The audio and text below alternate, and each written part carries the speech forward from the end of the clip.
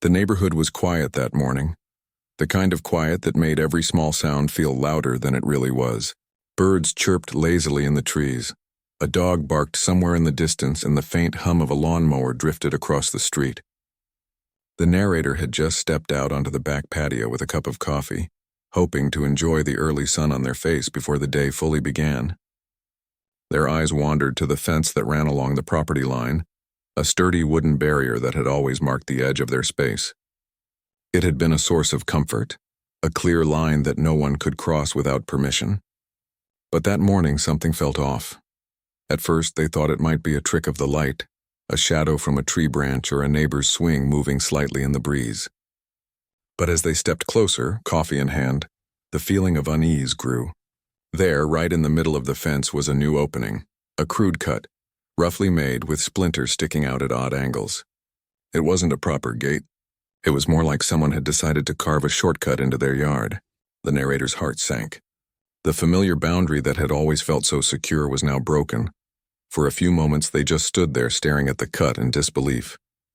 They couldn't believe what they were seeing. Who would do something like this, and why? The thought that this was the work of a neighbor quickly took shape in their mind.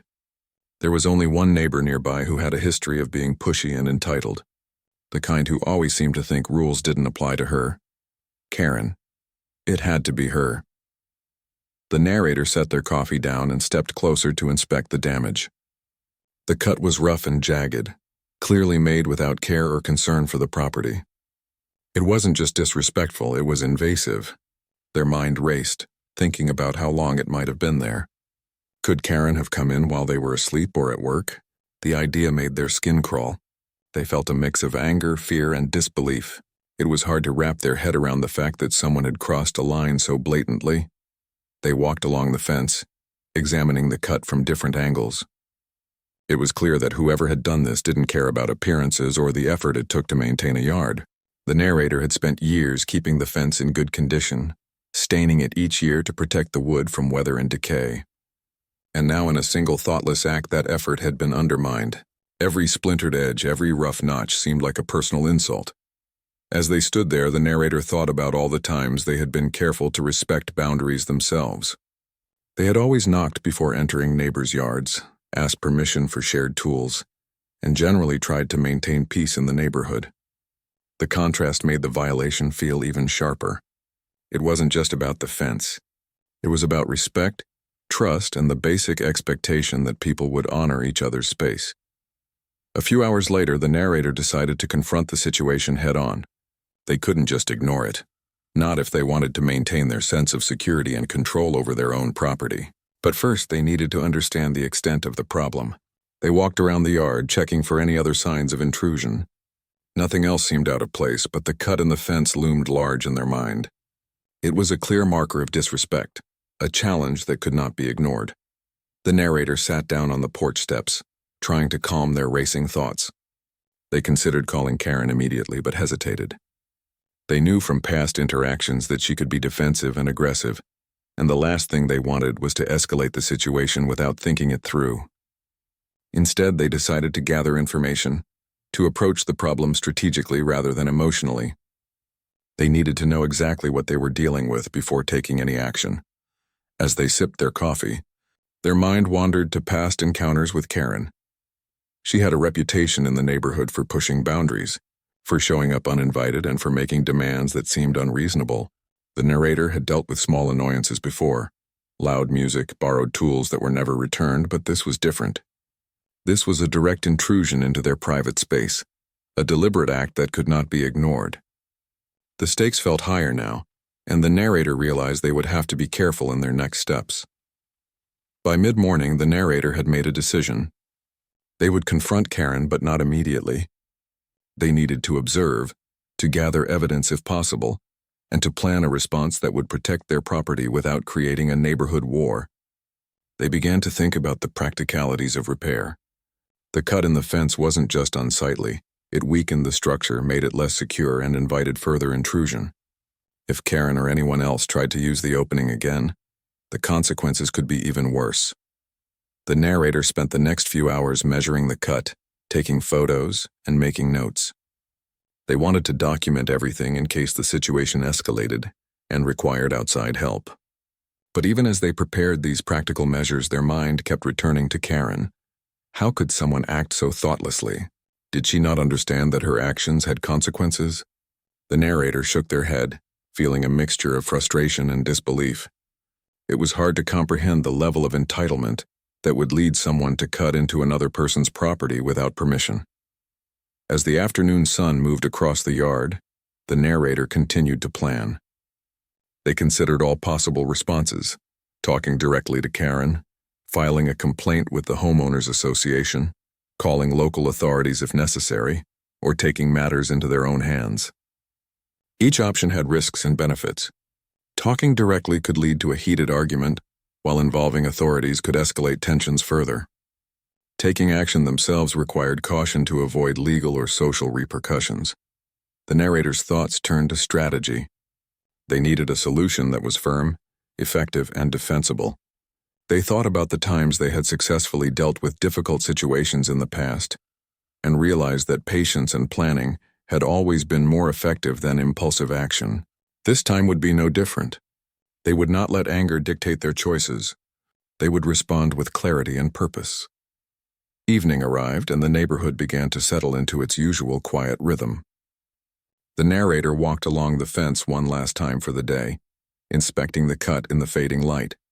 The jagged edges caught the orange glow of the sunset, making the intrusion feel even more stark and intrusive. They took a deep breath, reminding themselves that they were in control of their own property and their own response. No matter how bold or reckless Karen might be, the narrator would not let her actions dictate their peace of mind. By the time night fell, the narrator had formed a plan in their mind. They would wait, observe, and prepare. The cut in the fence would not remain a weak point. They would find a way to restore the barrier, protect their property, and assert their boundaries without creating unnecessary conflict.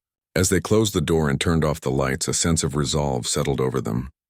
This was more than just a fence. It was a statement of respect, safety, and personal space. And the narrator was determined to defend it, carefully, strategically, and decisively. The next morning, the narrator woke with a mix of anticipation and unease. The cut in the fence had been on their mind all night, and they knew that today action might be necessary. But first, they wanted to gather more information. Quietly, they brewed a fresh cup of coffee and stepped outside, scanning the yard for any signs of activity. Everything seemed calm, almost as if the neighborhood was holding its breath. As they examined the fence, the narrator noticed something new: footprints leading away from the cut. They were small, light impressions in the soil, not deep or harsh, but enough to tell the story. Someone had used the makeshift opening, likely the night before or early in the morning. The narrator felt a surge of frustration. Karen had not only crossed the line once, but had walked freely through their space without any acknowledgement of the rules. It was not just disrespectful, it was an outright challenge. They knew confrontation was inevitable.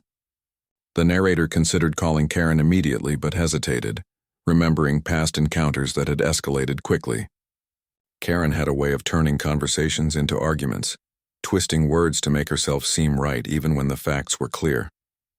The narrator needed a plan, a calm, clear approach that could prevent the situation from spiraling into a feud.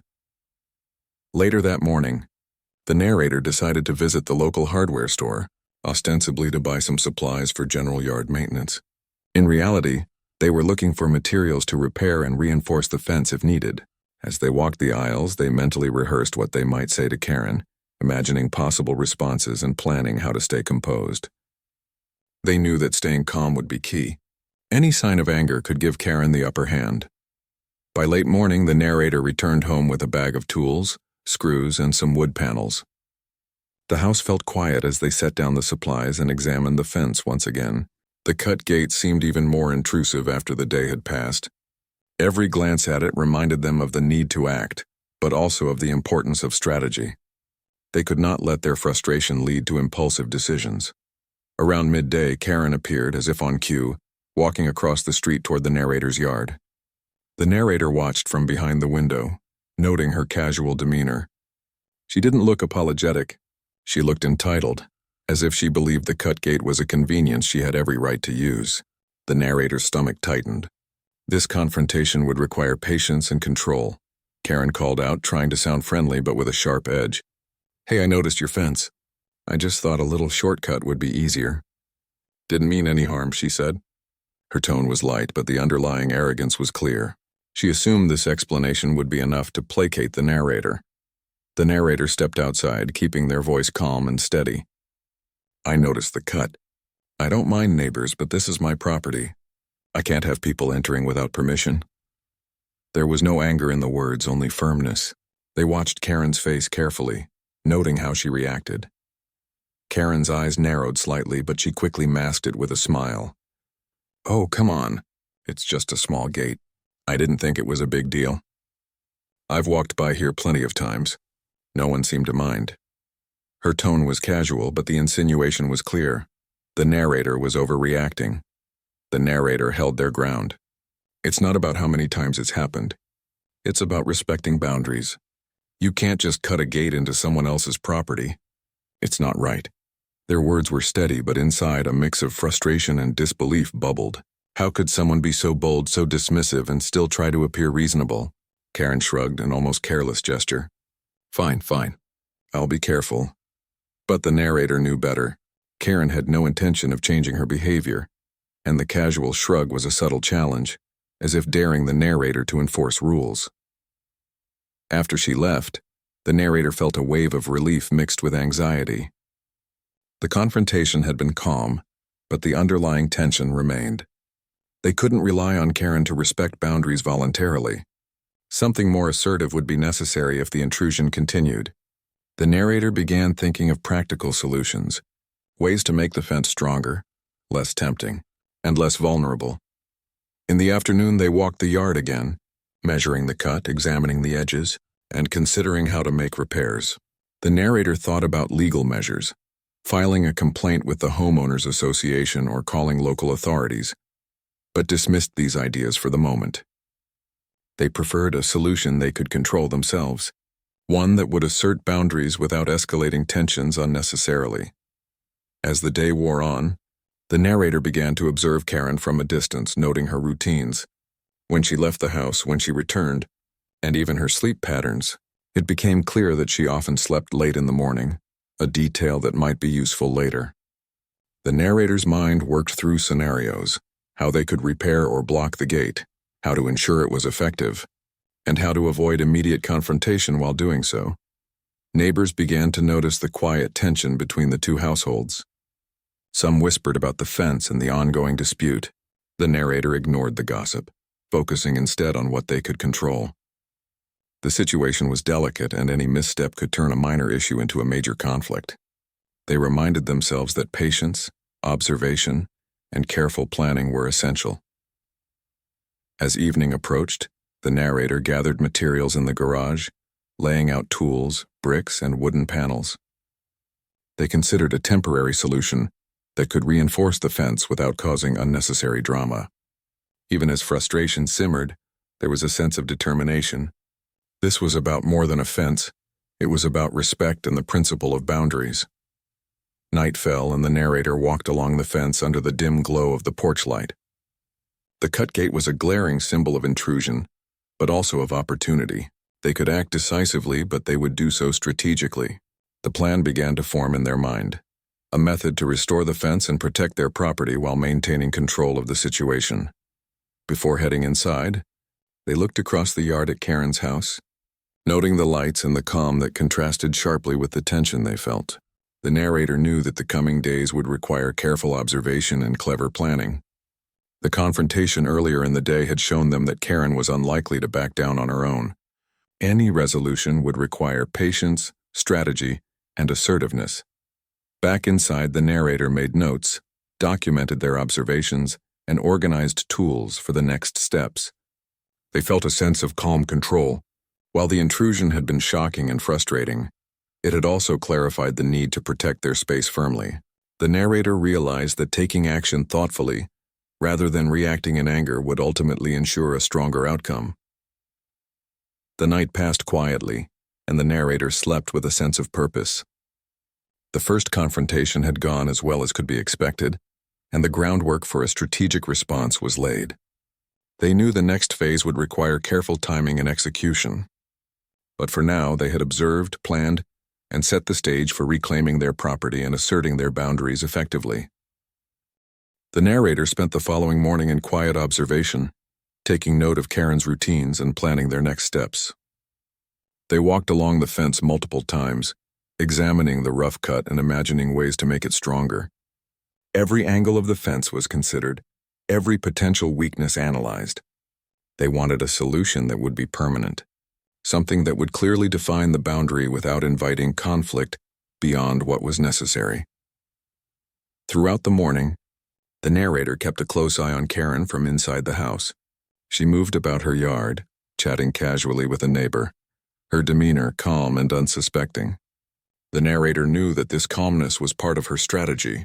She often acted unconcerned in order to unsettle others. But the narrator remained focused, careful not to let frustration cloud their judgment. Every decision had to be measured, deliberate and effective. By late morning, the narrator had gathered everything they needed. Bricks, mortar, a trowel, and wooden planks were all ready, neatly arranged in the garage. They had also drawn a simple sketch of how they would fill the cut gate, ensuring the work would be stable and visually solid. The plan was simple in principle but required precision. If done correctly, it would reinforce the fence and remove any temptation for future intrusions. The narrator spent the afternoon preparing the materials. They mixed mortar carefully, ensuring it would set properly, and organized the bricks by size and shape. They also cleared the area around the fence cut, removing loose splinters and debris. Every step was taken with thought and attention. The narrator wanted to make sure that once the work was done, it would not just be functional but also a clear statement. Boundaries mattered, and disrespect would not be tolerated. As the sun began to lower in the sky, the narrator observed Karen retreating into her house. They took a deep breath considering the timing. Karen often slept late, sometimes into the evening, and the narrator realized this would provide a window to complete their work with minimal risk of immediate confrontation. Timing, they decided, would be key. The plan could not fail, nor could it draw attention before it was completed. Night fell and the street quieted. The narrator stepped outside with tools in hand, the moonlight casting long shadows across the yard. The air was cool, and the silence seemed almost protective, as if the night itself supported the task ahead. Every brick was lifted with care, every layer of mortar applied with precision. The narrator worked methodically, focusing on each step and ensuring that the structure was solid. There was no hurry, only steady, deliberate effort. The narrator's mind remained alert, attuned to any sound that might indicate Karen was awake or nearby. They moved quietly, lifting bricks, spreading mortar, and stacking materials with care. Each brick placed was a step toward reclaiming control, a small act of empowerment that grew with every moment. The narrator felt a mix of satisfaction and tension, knowing that success depended on focus, precision, and discretion. As they worked, memories of past encounters with Karen surfaced. Her casual disregard for others, her tendency to push boundaries, and her knack for provoking frustration all came to mind. The narrator used these thoughts not to fuel anger, but to reinforce the need for calm, measured action. This was not about revenge. It was about asserting boundaries, protecting property, and maintaining dignity. Several hours passed as the narrator labored quietly in the night. The bricks began to form a solid wall where the cut gate had been. Mortar set slowly under the cool night air, and the structure gained stability with each layer. The narrator took care to ensure the wall blended with the existing fence, making it look natural yet unbreachable. By the time the work was nearly complete, a sense of quiet triumph settled over them. The final bricks were carefully set in place, and a last layer of mortar smoothed over the edges. The wall was solid, sturdy, and visually complete. The narrator stepped back, wiping sweat from their brow, and examined the work. It was not just a repair. It was a statement. The property was secure and the boundaries were clear. There could be no misunderstanding, no accidental trespassing, no casual disregard. For a moment, the narrator simply stood in the quiet night, listening to the soft rustle of leaves and the distant hum of the neighborhood. The act of construction, of reclaiming control, brought a sense of calm. There was satisfaction in knowing that the problem had been addressed directly, efficiently, and effectively. They had acted decisively without confrontation, and the result was tangible, solid, and permanent. With the work completed, the narrator cleaned up their tools and stored remaining materials carefully in the garage.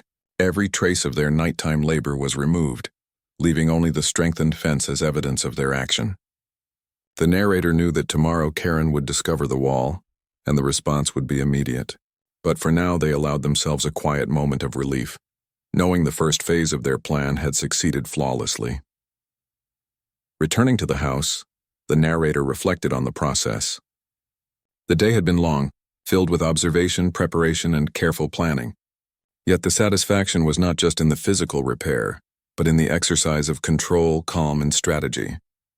The fence was no longer a point of vulnerability. It was reinforced, a symbol of respect for personal space and boundaries. As they prepared for bed, the narrator thought about the next steps. Karen's reaction was uncertain and neighbors might gossip, but the important part was clear. They had acted with thoughtfulness and precision. The fence now reflected not just protection, but the narrator's ability to handle a difficult situation with intelligence, patience, and dignity. The night passed quietly. The narrator slept deeply, reassured by the work done and the clarity of the plan executed. The cut gate, once a symbol of intrusion and disrespect, was now a solid barrier.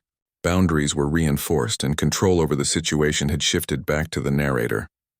This was more than just a fence repair.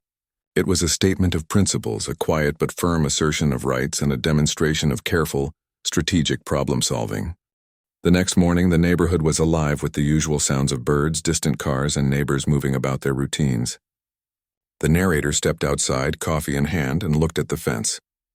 The bricks they had set the night before now seemed almost like a silent proclamation, a firm boundary that could not be ignored. The sun hit the wall of bricks just right, highlighting the smooth mortar and the carefully placed structure. There was a quiet sense of satisfaction in seeing it finished, knowing the work was solid and durable. As the narrator continued their morning routine, they noticed activity at Karen's house. The lights flickered on, and soon she appeared outside, heading toward the fence. From the porch, the narrator could see her approaching the spot where the cut gate had been. She paused mid-step, and the expression on her face shifted from casual to puzzled, then to growing frustration. It was clear that she had not expected to find the bricks in place. Karen stepped closer, examining the wall with a mixture of disbelief and irritation. She tapped the bricks lightly as if testing whether they were loose and found them solid. Her reaction was immediate.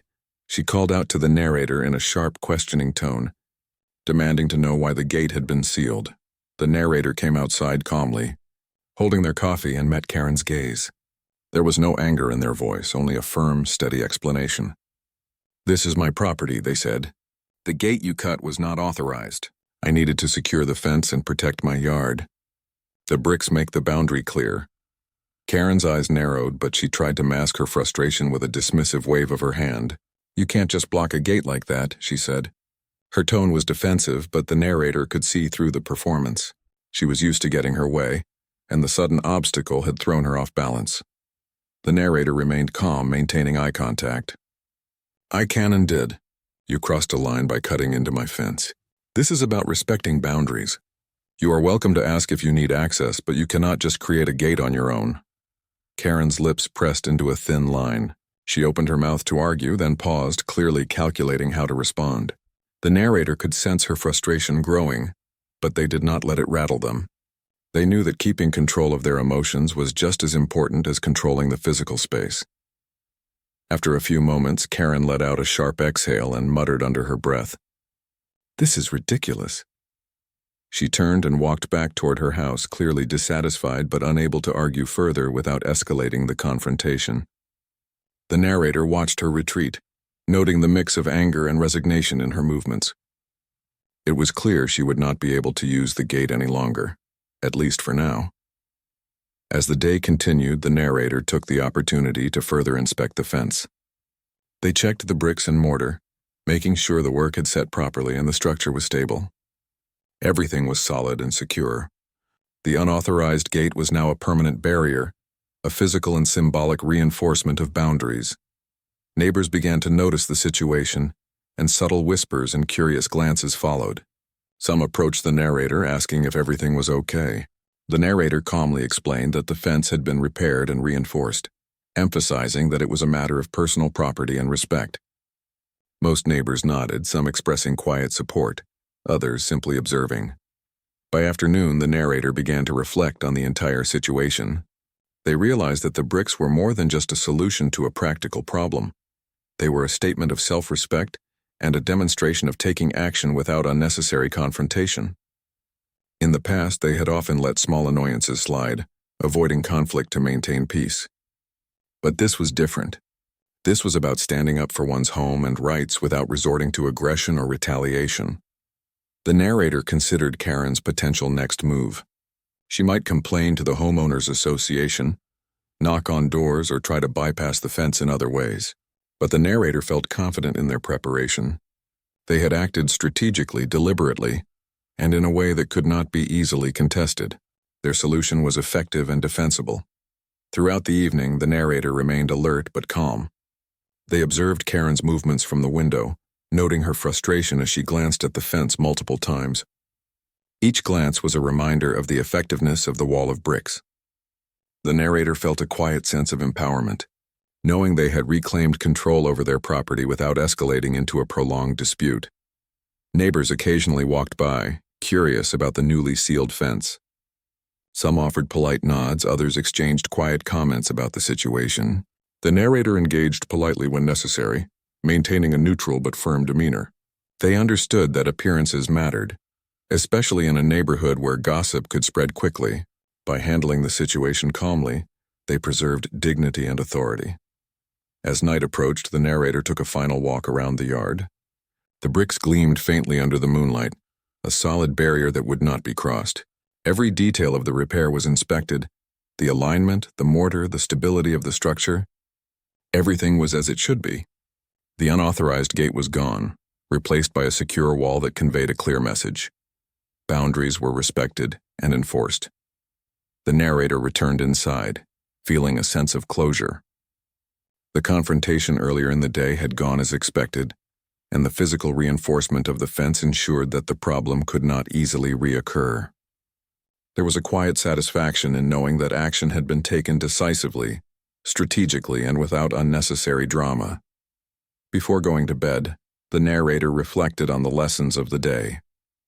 Karen's bold intrusion had been unsettling, but it had also provided an opportunity to assert control, reinforce boundaries, and demonstrate careful, thoughtful problem-solving. The narrator realized that standing firm did not require aggression. It required observation, planning, and calm execution. The night passed quietly, with the narrator sleeping peacefully for the first time in days. The fence, once a point of vulnerability, was now a symbol of security and personal strength. Karen's challenge had been met with strategy rather than anger, and the result was a clear and lasting assertion of property rights. The narrator knew that the future might hold more challenges, but for now the situation had been handled effectively, with dignity and confidence. As dawn broke the next morning, the narrator felt a renewed sense of calm. The brick stood as a firm reminder that boundaries mattered, and that taking action thoughtfully could resolve conflict without unnecessary drama. The narrator prepared for the day ahead, confident in the knowledge that they had addressed the intrusion decisively, safeguarded their home, and maintained control over their own space.